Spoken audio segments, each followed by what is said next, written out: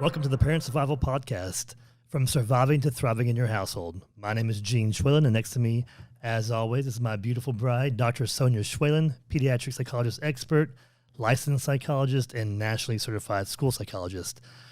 We've got an exciting two-part series we're going to dive into this week. It is going to be emotional self-regulation.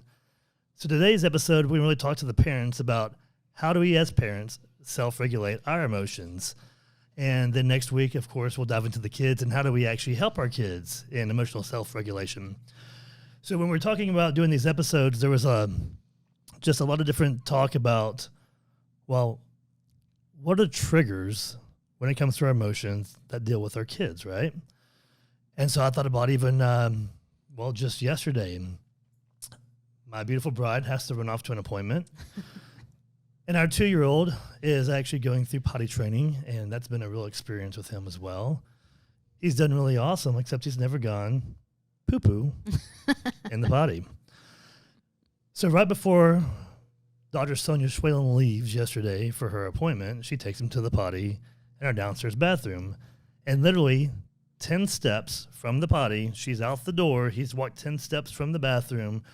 And it's about 15 steps from the living room, and I'm sitting there with open arms, getting ready to give him a big hug and high five for going potty in the potty. And he stops and looks at me and says, "I just went poo-poo." What do you mean you just went poo-poo? And I also have our 13-month-old there at the house as well, and she's on my leg and yanking on that. And so anyway, I take him back into the bathroom and go down to pull down his underwear and his pants. And it's all over his legs. It's all over, it went everywhere. Let's just put it that way, all right? Not only did it go all over his legs, but it went all over my arms and my hands and everything else.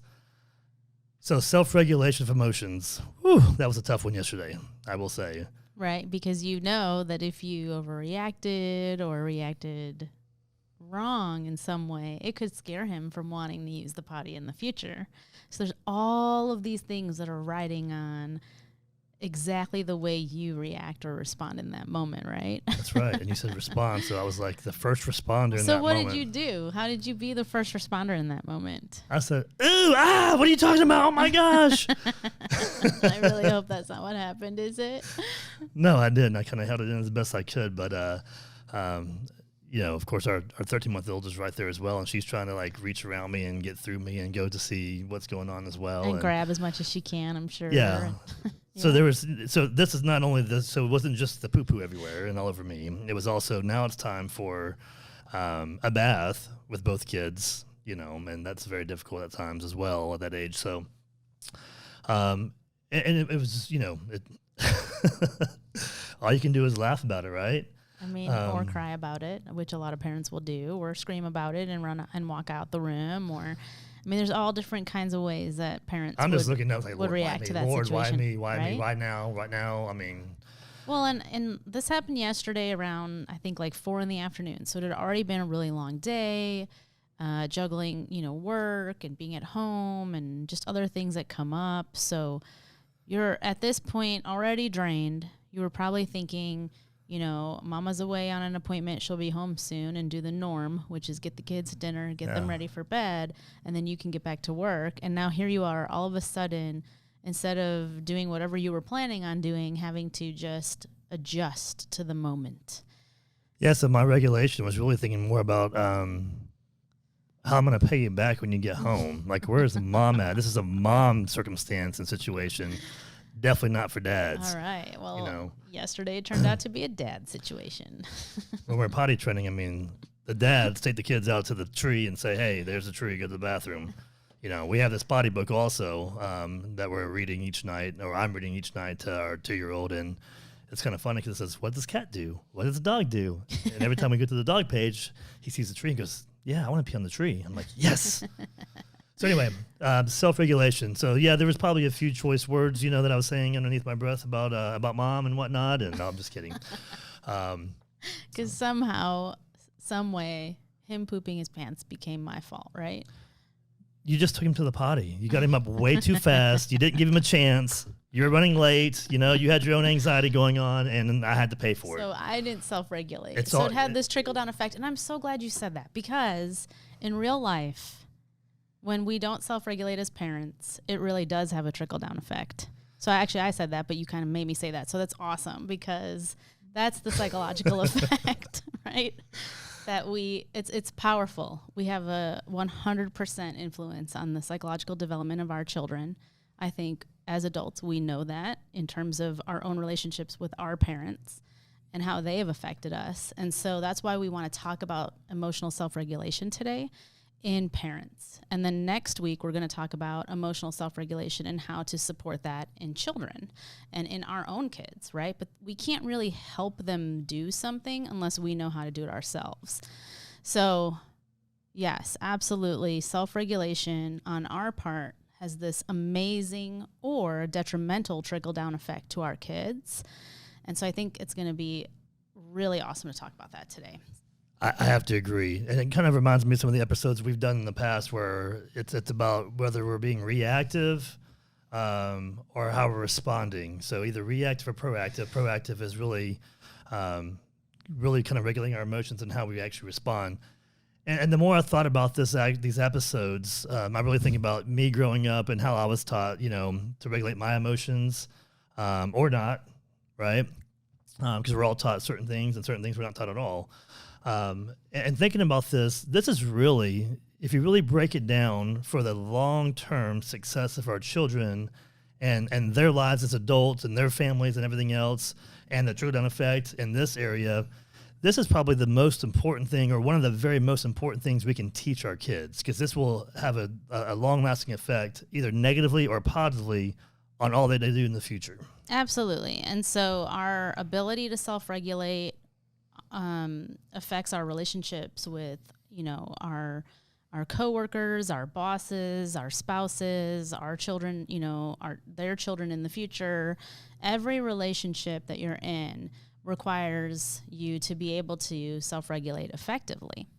And so I want to just break down what the word emotional regulation really means. A really easy way to think about this is just your ability to self-soothe. So when you're, in an intense moment or feeling stress, and things are just getting kind of intense or stressful, I just repeated that, but it's really about how you end up handling those situations. And so are you, panicked? Are you overreacting? Are you extremely emotional, kind of falling apart? Or are you, like I tell our 17-year-old, like a duck? So, underneath it all, your feet might be going crazy, right, like a duck. But on the surface, fully composed, you would never even know that there was anything going on. And so being like a duck is what we want to talk to parents about today. Yeah, when you talk about, regulation and the different types of, expressions of our emotions, there's also... it's not just what we say. It's not just about tone. I mean, even our facial expressions, everything goes into that. Because I remember yesterday with our 2-year-old in the bathtub, he kept looking up at me and he was just waiting for me to respond in some way. I mean, cause he knew it was like a big deal. I mean, and it was a big deal of how I had to even get him cleaned up before I can even literally turn the bathwater on. But he did. He kept looking at me from the bathtub with those sweet eyes, and and I would just smile at him like, "It's okay, man. It's all good. It's okay." And so it's not just verbal; it's also everything else that goes into it. Exactly. And nonverbal is 90% of our communication, and kids absolutely pick up on our nonverbals. So it's everything. It's the facial expressions. It's the way we carry ourselves. It's the the sighs or the deep breaths that we might or might not be taking. It's the crunch in our eyebrows. It's the lack of smiling and maybe more of like a frown. I mean, who knows? But they pick up on everything, and they literally look to us to gauge, like, how am I supposed to handle this situation, or what am I supposed to think right now? If a child is as young as 2, sometimes all the way up to like 10, 11 years old, they're going to first reference the parent in the room whenever they're in a new situation and find out what they should be thinking or feeling based on what the parent's verbal and nonverbal communication is. So it's like in another situation where, we can apply this is, your child is learning how to ride a scooter or a bike for the first time. and they fall off and they scrape their knees and they're bloody, and it's just part of the experience. But if mom or dad is going, oh my gosh, are you okay? What's going on? Oh my gosh, let me see, the child is not going to want to get back up and get back on that bike again. They're going to be scared, right? Yeah, you got to be like Peyton Manning, just rub some dirt on it, Exactly. And so the child is picking up on the anxiety, the fear, the emotional state of the parent in that situation because of the verbals and nonverbals. And it can even be even more subtle than that. I mean, that was an overt example I just provided, but a real subtle example could just be, maybe something happens like what you just mentioned, the 2-year-old pooping his pants, and he's looking to you to make sure that you're still okay with him, or that you still have his approval in those moments, or he still has your approval in those moments. And he's like really trying to read you because he knew it was a big deal. But you made it seem like, you know what, it's all right. You're a potty training dude. This happens. It's all right. We're going to get through it. Yeah, and it's also important to really understand when we're talking about self-regulation, and really in this case, what we're demonstrating for our kids, it's not just also based on things that they do and how we respond or react to what they give us and present to us. It's also about how we react or respond to everyday situations, whether or not they're even the catalyst or involved in it. So we could be driving in a car and someone could cut us off or whatnot, and then how do we respond to that? I remember, growing up, I could give you all kinds of really funny stories, but really not so funny stories, right? I'm sure we all can. So we have to look at, how are we presenting in all that we do whenever our kids are around, because they are, as you mentioned, they're picking up on everything, they see everything, and they're analyzing everything we do. Right. And, I just want to give some more real life examples to like really make this come alive for people. So I know before we sat down today, you were thinking of some of those. I just thought of one that I want to put out there because I think this is so real. So it even still happens with our 8-year-old, and you would think like the older they got, it would stop happening, but I feel like it just happens even more. Where as soon as you get the table set and you're about to have dinner and you're so hungry and you're ready to just sit down like, I can't wait, right, to start the meal. And as soon as you're about to take that first bite, what happens? I need some juice. I need some water. I need something. Oh, it's so crazy making, right? Yeah. Like, why? Why in the moment when I'm about to finally have a second for myself, does this little human being over here yet again need something or make a request of me again?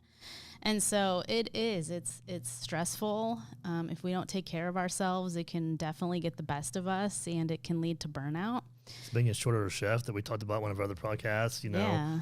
We sit down, we have this great meal planned, and it's an awesome meal, and all of a sudden, I don't want that. I don't want this. I want this. Yeah, it's crazy making. Or you can't even escape to go to the restroom just for a few minutes. Like, my mom, when I was younger, used to just say, I want some peace. And I always thought, like, that's just her. She's being annoying, like, whatever, and now I understand it. That's one of those commercials I told you about a while back, and it may have been on a previous podcast, but it's like those commercials about Calgon, Take Me Away, about this luxury bath, experience that every mom wanted. So it was directed for moms because everyone knew that moms needed an escape. Right. It's like, there's times that we can feel like, with our kids especially, that we are a victim, like what they're doing and their tantrums, or their, teens being rebellious or whatever not, we are the victim.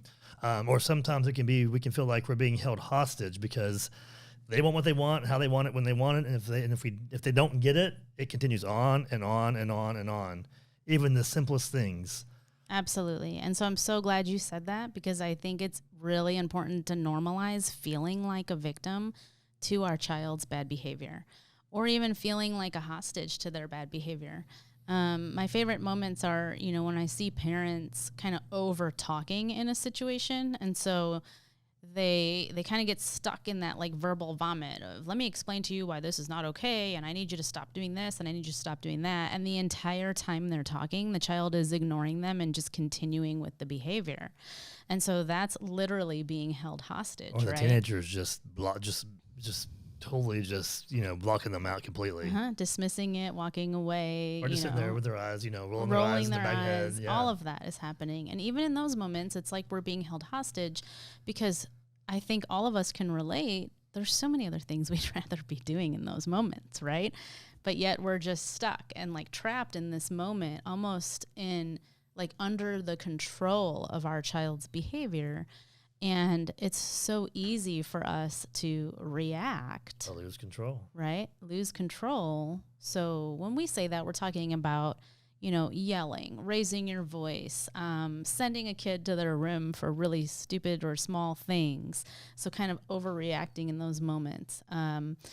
Maybe talking about all the things you'd rather be doing right in front of your child, like I have to do this and I have to do that and I can't get to it because I'm here right now cleaning up your mess. And so without realizing it or meaning to, we end up shaming our child. We end up showing them that, we need to cry over spilled milk. And we actually don't want to raise kids like that. So that's where the emotional self-regulation comes in. And so today we're going to focus first on teaching the parents how to do that. And then next week we'll focus on helping them teach their kids how to do that. Yeah, when you're saying all these things about our kids and being held hostage and whatnot, a lot of that is discipline, discipline that we're actually needing to provide. And for us to really discipline our children correctly and properly, we need to be disciplined in our regulation of our emotions. And that's very, very important.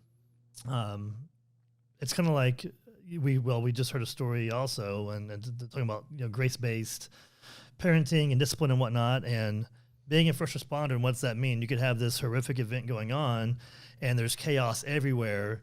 And the first responders come up and we'll just use the fire department as an example. They pull up and all of a sudden they get out and they are calm and just going about their job and addressing the situation and just calm as can be. And in complete control, right? Yep, composed and everything else. And that's what we should actually strive to be as first responders to anything that happens with our kids and really even with our kids not even being present, right? Right. And so the number one and first key aspect to letting this even be a reality for any parent is to work really, really hard and remember every time your child does something to not take it personally. So that is huge. It is so easy for parents to make it about respect or about who do you want to be in this world? Are you proud of yourself? Or they're never cleaning their room. They're never following directions. They don't respect me. They don't listen. And so easily, just because of where parents are at with the task list that never ends, the time crunch that they're always in, it can really be very easy to take our child's behavior personally. What Absolutely. do you think? Absolutely. There's, task lists, there's never enough time in the day. I definitely don't have any self-me time or, we talked about self-care before for parents, and these things are all huge. It's some things that we have to really work on. And what I was going to also, mention is, even if, with our spouses, just, working together and saying, hey, there's some things that I need to work on. Let's talk about some things that we can work on as far as self-regulation for each other, for our family, for our kids. And then have grace, have grace for each other. So when we fall short, not if, but when we fall short at times, because we all fail, especially in the moment with our kids, right? Because if you think about it, we all love our kids to death, but they are the great equalizer in everything, no matter what, right? So let's have grace. So we have to have grace for each other and how we respond to our kids at times, encourage each other. And we also have to realize if we're going to have grace for each other in those times where our kids are really pulling our strings, we have to have grace for them as well. Right. And so not taking it personally and then having grace for them. And so what does that mean when you break that down? We have to remember that our kids are learning everything, right? And we are their number one most influential teacher. So knowing that we have such a huge influence on their lives and essentially imagining the fact that we are a future glimpse of who they're going to turn out to be. That can be kind of scary sometimes. That can be like this big joke that you just want to laugh at sometimes, right? Like, oh my goodness, right? The combination of us is what our kids are going to turn out to be like one day in the future. And so we have to remember not to take it personally. Well, I'm glad you said that too, because it's like when our kids are born and, when as they're growing, from birth through infancy and then through the toddler, areas and whatnot or times, we're always talking about, especially women, who do they look like, me or you, or she looks like me, right? She looks like me. And Right. it's always, it's always, who do they look like? Everyone comments, oh, he looks like her. Oh, he looks like him. Right. So if you think about that, if we carry that through our entire kid's life, as far as not just from an appearance, but how do they appear to others based on their actions, maybe it can help us be a little bit better in what we do. Well, and it's all about, it comes down to being intentional, right? So the way we respond versus react, the things that we value, the things that we spend our time on, all of that instills values into our children and essentially develops who they become as an adult. So emotional self-regulation. I'm going to give a little lesson. This is something that I use in clinic all the time with parents when I'm helping them understand what emotional self-regulation is. So the human brain is really quite interesting. I love it. That's why I became a psychologist. And it takes up to sometimes more than 25 years to fully develop. So usually when someone's about 30 years old, I don't know if you've heard maybe your friends say this back in the day. I don't know how long ago that was for you, but I can remember when most of my friends turned 30, they used to say things like, I feel like I've come into my own, or things just kind of make sense now. Being 30 is awesome. Or I never imagined myself at this age, but now that I'm here, I'm really liking it. Like I kind of know more of my preferences or what I want to do with my life. I have more purpose. And then the opposite happens too. I mean, a lot of people still don't really have a good sense of who they want to be or where they're going at the age of 30. But a lot of people will say that that happens, where they feel just more comfortable in who they are. Well, I chalk that up to the fact that they're experiencing a fully developed brain for the first time in their life. And so the last part of the human brain to develop is this part right here behind our foreheads. It's called the prefrontal cortex. And that part of the brain is responsible for all the executive functions of what we're able to do and how we think. So all that means is it's responsible for all the planning that we can do, the understanding of future consequences, the organizing, that we're able to do mentally, and really the part of our brain that like makes us or helps us make really good decisions, recover from like very emotionally taxing types of events, and just helps us with self-regulation altogether. And so in a child, that part of the brain is nowhere close to being developed, right? But most of the time, parents, if they're in their early 20s or past their mid-20s, are closer to having that part of their brain developed, and their executive functions are just much better. So essentially, parents are the prefrontal cortex for their child, okay? And that's why a lot of times parents will say, I just have to constantly be after them.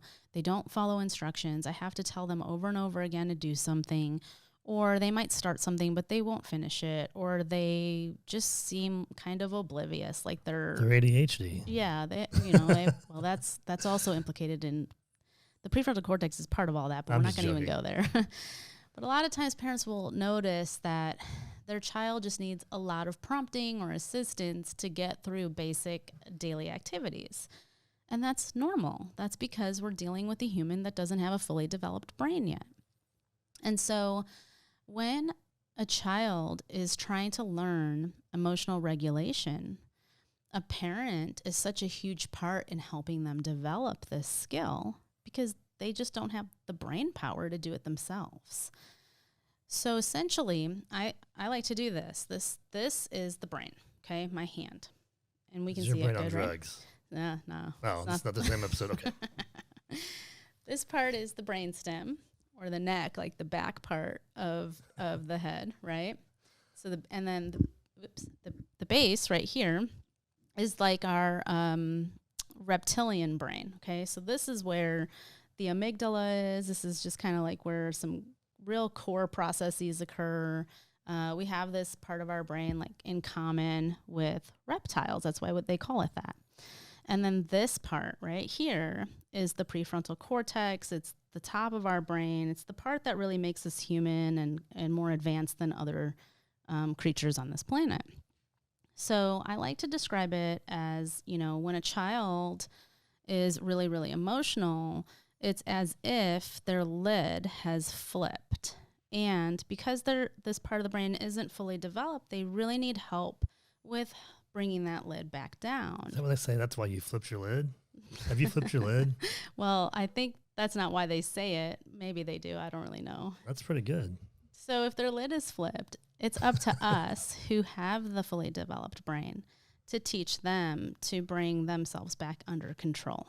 But they're not going to have a good example of that if we're not regulating ourselves. Well, really quick, let me just jump in here because this is actually kind of just a light bulb just went off. Because if we talk about lids being flipped, but we can do it kind of in a funny, positive way and understand the brain.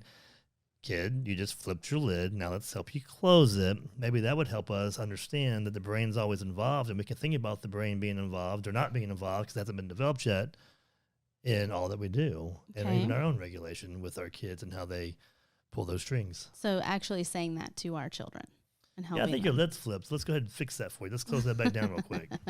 And that's a great, if it's going to help you, right? Remember what you're supposed to be doing in those moments.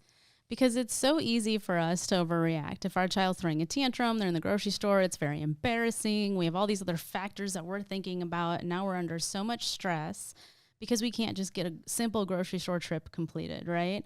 And it's very easy for us to either just give them the lollipop to get them to shut up or to scream back and tell them to be better or stop being the way that they're being. But we have to remember that if they could do that, they probably would. It's very difficult for them to regulate in that moment. So part of our own self-regulation is using a strategy called emotional scaling. And that's really what I want to talk about today. Let's hear it. All right, let's hear it. So I like to teach families that I work with this concept of emotional scaling. And it's really exactly what it sounds like. We just take a scale on a scale of 1 to 10, and we figure out where our 1, our 4, and our 5 is. Because ultimately our 10 is when our lid has flipped, right? So it looks like a 4, but I'm doing the lid thing. So our lid is flipped at a 10. People literally will go from a 5 to a 10 with nothing in between, all right? So the goal is to do everything we can at all times to stay below a 5. Because if we're at a 5 in a few moments, we're going to be at a 10 and it's over. Now, once we're able to stay below that 5, because we're actively self-regulating throughout the day, it becomes easier and easier to catch ourselves when we're even at a 4. And we really want to stay there. We don't ever want to get much higher than a 4. So let's talk about anxiety or anger. How about we just talk about both? Because I think those are two really common feelings that we kind of go to pretty quickly. It's like about you pushing my button sometimes. Well, that's like the 4 and a 5, right? It's your fault. So let's talk about anxiety first, all right? So imagine that a 10 is like a full-on panic attack. You are having trouble breathing, your heart is racing, you're completely past your limit, and you're hyperventilating at this point, crying, yelling, whatever that looks like for you. Okay, so that's a 10. What you do next is imagine what a 5 feels like for you. So if I were to ask you, I'm going to ask you to get really introspective now and be self-reflective. What happens to you either mentally, emotionally, or physically when you're at a 5? Well, usually I go from 1 to 10, so I guess that's something else. A 5 with anxiety is really just I've got all these thoughts going through my head as far as all these things I have to get done. I can't do them. I can't figure out which one to start with first, and every little thing that pops up sets me off, as far as I can't handle this, I can't do this, I've got this, so it's really hard to really I guess prioritize and figure out really what's going on and what needs to be done first. Okay. So racing thoughts and worries and just like this huge list of things to do. And I love that you said you can't figure out how to even prioritize. So in a way you feel stuck or like frozen. You're almost paralyzed because you don't know what to do next. Okay. So that's a 5. What would a 1 be for you? A 1 is just, man, life is good and I feel good and I'm going through everything and something pops up, it's no big deal. Hey, no worries, I got that. Okay. Can you imagine like in the last week or so when you felt that way? What was going on? As a 1? Mm-hmm. Yeah, I mean, just, I don't know, most days. I mean, like last night, you came home, kids were bathed.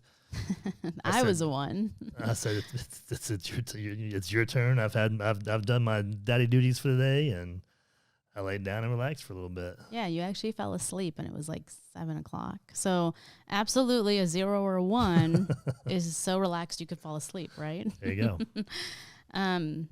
What do you think a 4 is? So this is the tricky one. This is right before you get to that place where you're a 5.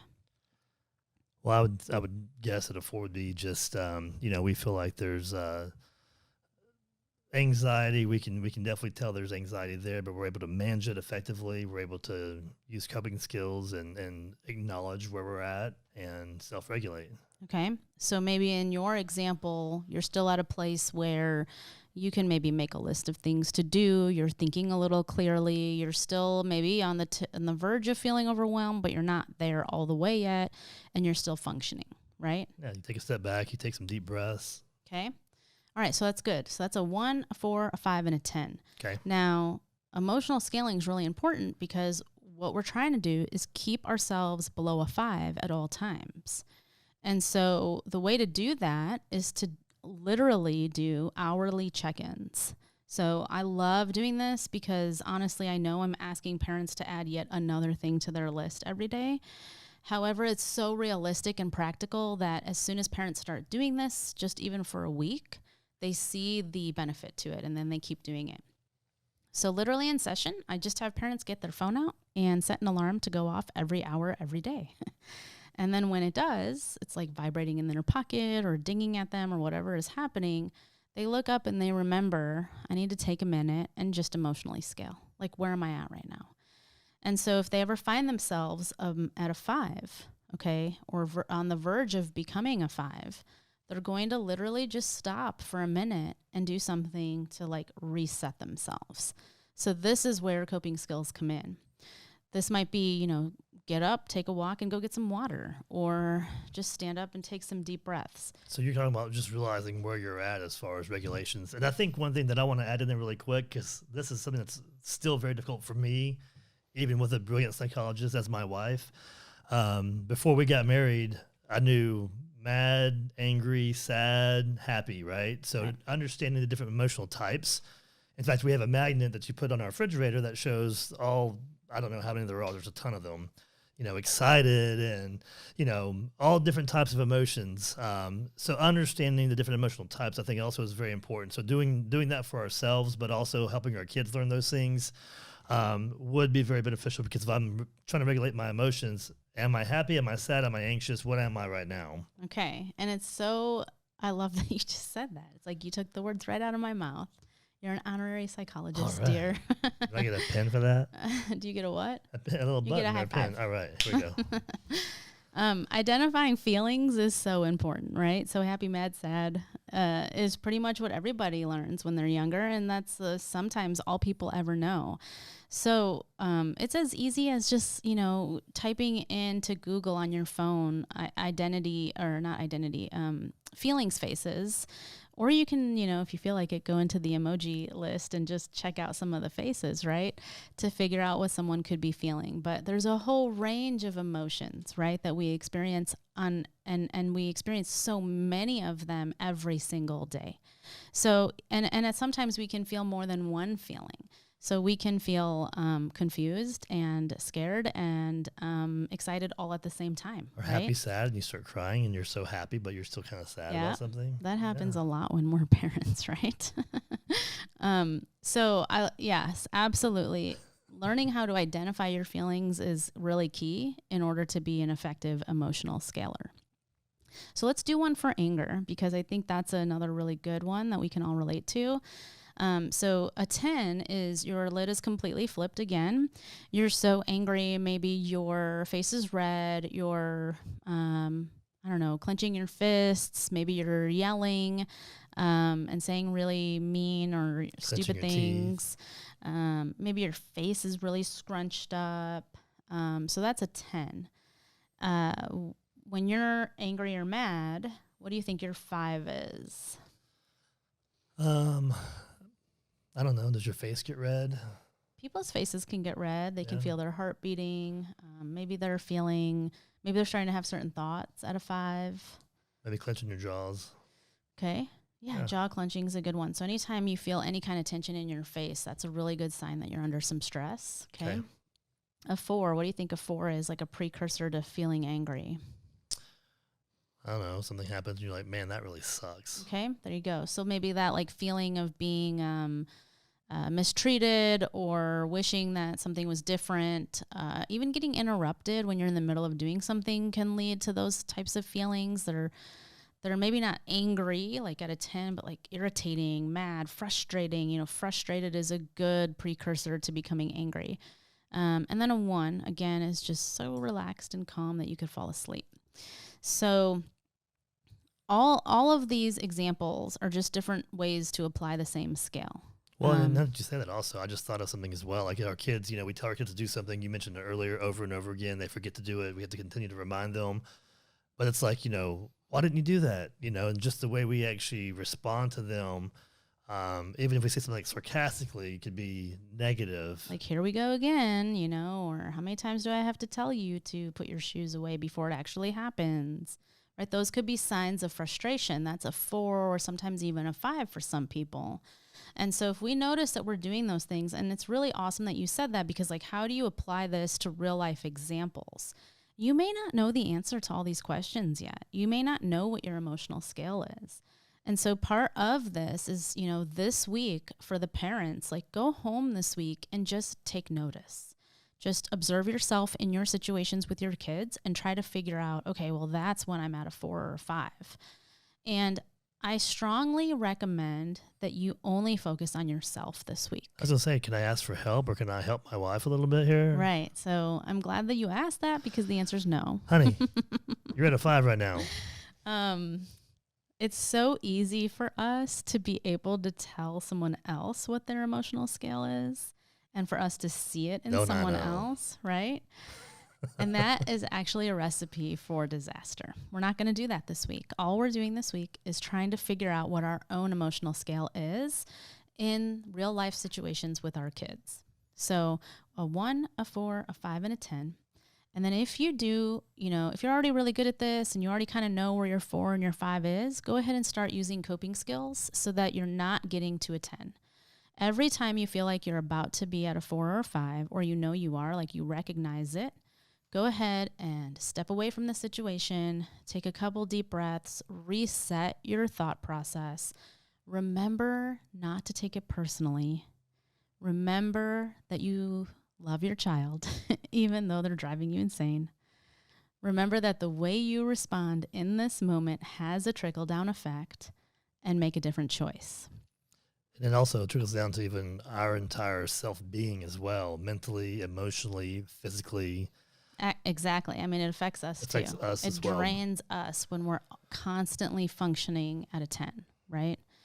And so the whole goal is that if we're checking in every hour to emotionally scale and then actively doing something to bring ourselves back down below a 5, is that over time, our baseline is lower, okay? So now we're operating with a lower baseline. It takes much more to actually get stressed out and get to a 10. And overall, we're having a really positive impact on our children and our entire family. Yeah, if you think about it, if you imagine your spouse and your kids with a lower baseline regulating, what would life look like in your house? And so the first thing that has to happen is you have to model it, right? Exactly. All and right. Life can be so different. Well, thank you for all the great information, Dr. Schwalen, the tips and whatnot. So you have some homework this week. Self-regulate, every hour check in, set that reminder. If you don't know the different types of emotions, then Google that, look at the emojis, but you have to have the names underneath them because you may have it wrong, because I would. I still don't know what that poop looks like. Now that we're talking about poop the entire segment, I don't know what that really means. Anyway, so thanks for tuning in today. One thing that I want every parent to also understand, because we have a lot of parents who ask later on, like, my kid does not bring things to me. They don't respond to me. They're scared to talk to me as they get older. How we respond to our kids today will affect whether or not they come talk to us as they get older and older and older and experience different types of life experiences. So it's really, really important that we are self-regulating our emotions. We all can be better. So I fall short a lot on my own. We all do. So just keep that in mind. So thank you again for tuning in.